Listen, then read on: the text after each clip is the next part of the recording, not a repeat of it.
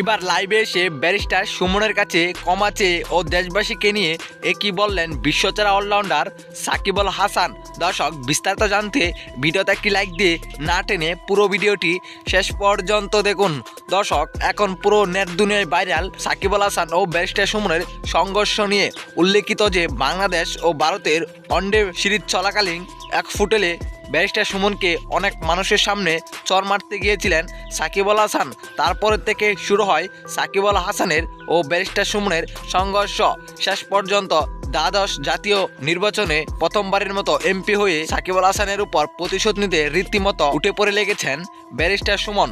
অনেক সাক্ষাৎকারেই সাকিব আল হাসানকে বেয়াদব বলে আখ্যায়িত করেছেন ব্যারিস্টার সুমন। তবে নিজের নামে একের পর এক সমালোচনা দেখে আর থেমে থাকতে পারেন নাই বিশ্বচেরা অলরাউন্ডার সাকিব আল হাসান।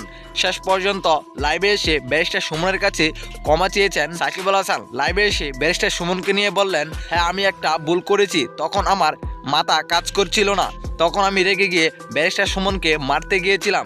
তবে এই বিষয় নিয়ে ব্যারিস্টার সুমন আমার কেরিয়ারে অনেক আঘাত আনছে। তবে ব্যারিস্টার সুমন ভাইয়ের কাছে আমি শেষবারের মতো ক্ষমা চাচ্ছি, যেন আর কখনো আমাকে নিয়ে এরকম না করে। আসলে সেটা আমার অনেকটাই ভুল হয়েছে। তিনি আরও বলেন, দেশবাসীর কাছেও আমি ক্ষমা চাইছি যদি আমার ভুল হয়ে থাকে। তো দর্শক, সাকিব আল হাসানের এমন ক্ষমা চাওয়া দেখে আপনার কাছে কেমন লেগেছে অবশ্যই জানাবেন আপনার মতামত আমাদের এই ভিডিওর কমেন্ট বক্সে। ধন্যবাদ।